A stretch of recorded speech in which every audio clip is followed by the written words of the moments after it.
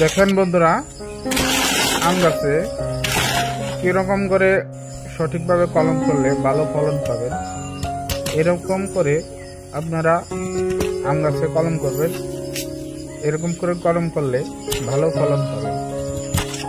এখানে কিভাবে কাটিং করতে হয়, আগাছাটা কিভাবে লাগাতে হয়, আরও পেপার দিয়ে এটাকে কিভাবে ঢাকতে হয়, বান্ধা দিতে হয়, আপনারা এইভাবে করবেন, ভালো ফলন পাবেন।